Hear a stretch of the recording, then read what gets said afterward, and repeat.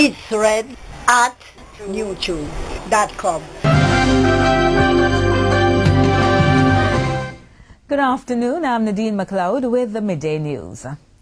An audit of the stockpile of weapons is currently being conducted in all police divisions to prevent them from being reintroduced into the society and ending up in the hands of criminals. Minister of National Security Peter Bunting says the audit is being conducted by the Firearm Licensing Authority and the Ministry's internal audit team, and they have so far completed 3 parishes. Mr. Bunting says some of the stockpiles have been in storage for decades, and from that audit, some of the weapons will be destroyed today at the Carib Cement Company Limited in Kingston. Mr. Bunting says he believes the audit of the weapons contributes to good order in the system. The removal of this supply of firearms or this stockpile will help to reduce the risks of these weapons possibly being diverted back into the illicit trade. So this is the start of a routine process of destruction of retrieved weapons. Mr. Bunting was speaking at the opening ceremony of the destruction exercise at the police armour at Elliston Road this morning. He says the burning of firearms will become a routine process as the audit progresses. Approximately 2,000 firearms will be burnt today and half a ton of ammunition will be destroyed at the Police Training Academy at Twickenham Park tomorrow. International ratings agency Fitch has affirmed Jamaica's economic rating outlook at stable. In its latest report, Fitch has placed the country's foreign and local currency issuer default ratings, IDRS, at B-. The report has also rated the country's short-term IDR at B. Fitch says Jamaica's ratings are supported by improving macroeconomic stability and its relative high level of institutional strength, which has allowed the government to respond to significant fiscal and balance of payments pressures over the years. The ratings agency says Jamaica also compares favorably with its counterparts in respect of GDP per capita and human development indicators. Despite the stable ratings, Fitch says there are some key credit weaknesses, which include one of the highest debt burdens of all countries rated by the agency, weak external and fiscal solvency indicators, continued low growth and high vulnerability to external and confidence shocks. Meanwhile, the Finance Ministry, in its response to the latest ratings, says the government is committed to improving fiscal responsibility, which will be reflected in sustained efforts to reduce both the fiscal deficit and the debt. Another double killing rocked sections of the St. Catherine North Police Division this morning, the third since the start of this year. Those killed are 33-year-old Barbara Ricardo Smith and 33-year-old Ralston Riley, otherwise called Ramon, both of Ellerslie Pen in Spanish Town. According to information reaching our news center, the men and their family were asleep just after 3 o'clock when heavily armed men invaded their house in Ellerslie Pen and opened fire. Mr. Smith and Mr. Riley were hit. They died on spot. The other occupants, which included women and children, escaped the gunfire. A police source says investigators are currently in the field trying to piece clues for a motive. Last month, 2 separate double killings occurred in the communities of Macuxpen and Job Lane.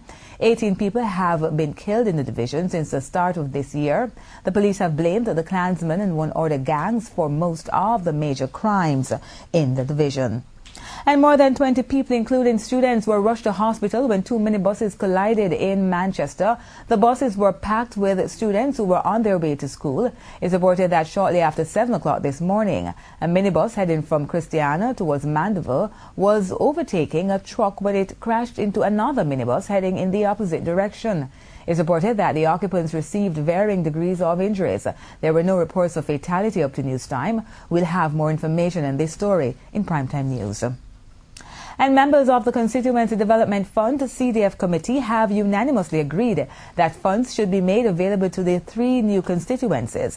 Speaking at a committee meeting this morning, committee member Everett Warmington suggested that the funds be made available to members of Parliament for the East Central St. Catherine, South Central St. Catherine and Central St. James constituencies.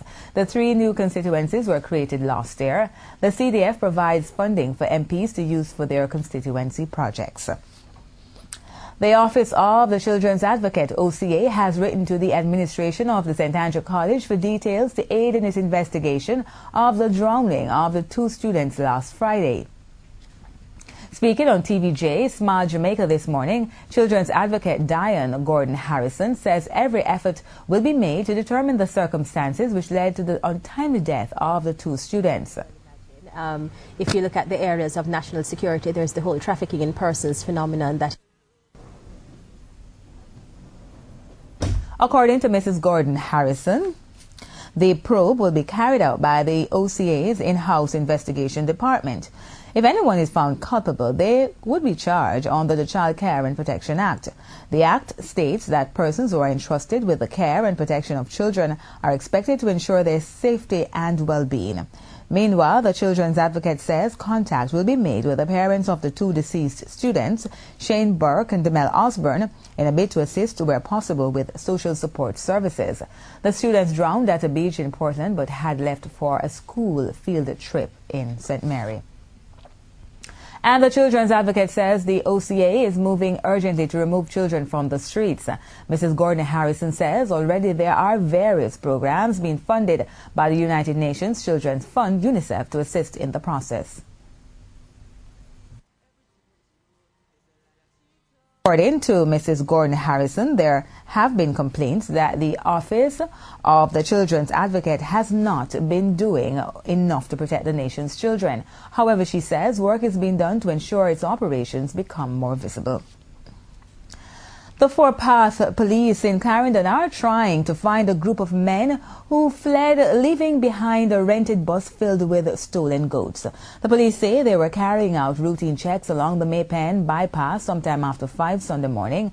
They say they signaled the Toyota Hiace bus to stop by, but the driver refused to comply. According to the police, the men sped away, and when they went in search of the vehicle, they found it abandoned in bushes in Osborne store. The occupants had fled, leaving 9 goats. The investigators say they subsequently contacted the owner of the vehicle, who told them that he had rented it to persons who claimed they would be using it to transport mourners to a funeral. Further checks confirmed this information to be true. Persons who have lost goats are being asked to contact the Footpath police to see if any of the animals belongs to them. And we now take a look at the markets in the Midday News SSL Stock Market Report. Now the SSL Market Minute. Brought to you by Stocks and Securities Limited.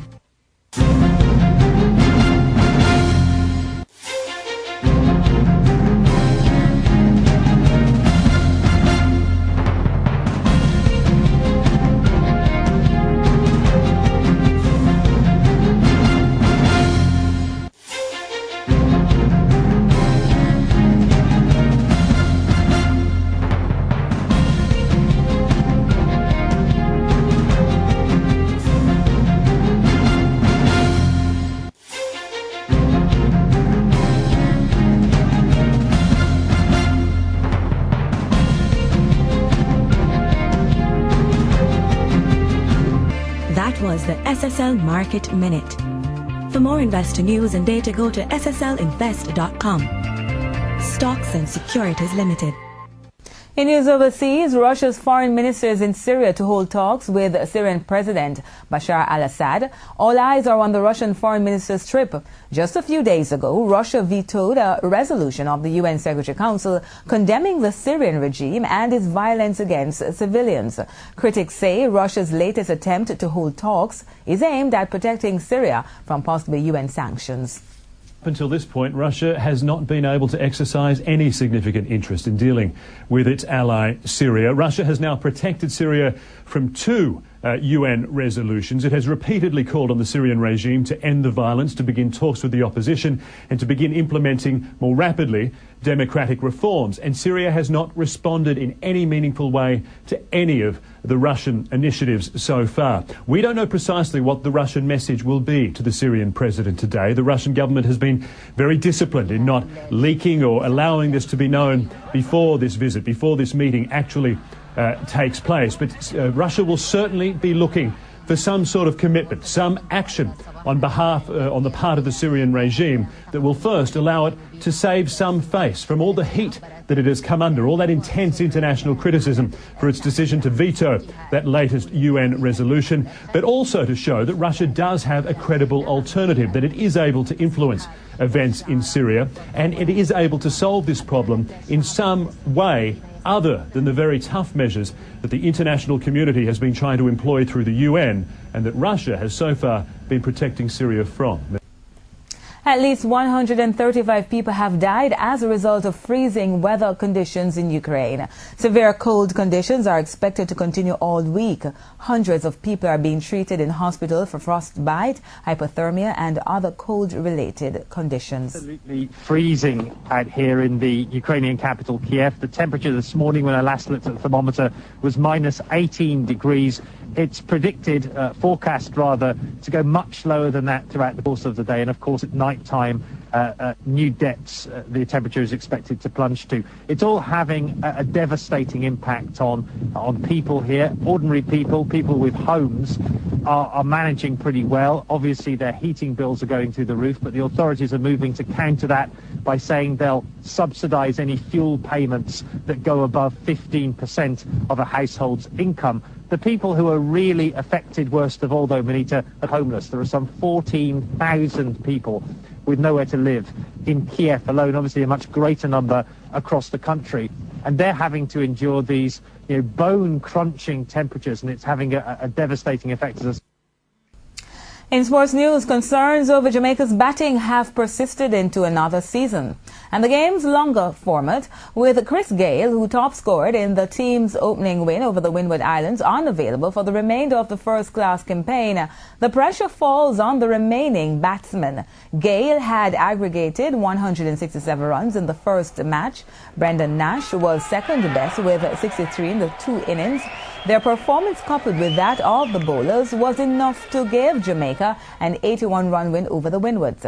Captain Tamar Lambert thinks Jamaica may not be so lucky if the batsmen do not hold up their end against Barbados. Mental thinking of once I get a start, I need to carry on. As I said before, a lot of person get started and then carry on. So it's just, just sit back, relax, think about it, think about what you have to need to do to score big scores on this wicket. A lot of us still want to play for West Indies, and if you want to play for West Indies as a batter, you need to score triple figures. Gayle is hopeful that things will fall in place, even with the absence of last season's top scorer, Marlon Samuels. I don't think it might be a mental challenge. The guys know I'm actually going to leave, but I'll definitely be missed. As I see today, that 164 was actually vital. Hopefully, the guys, someone can actually step up and get another 100 in the next game. We're long overdue for that to happen. Jamaica's team returns to training on Wednesday, 2 days before hosting Barbados in their second round clash. And that's the Midday News. I'm Nadine McLeod. Join us at 7 for Primetime News. On behalf of the entire team, good afternoon. It's red at youtube.com.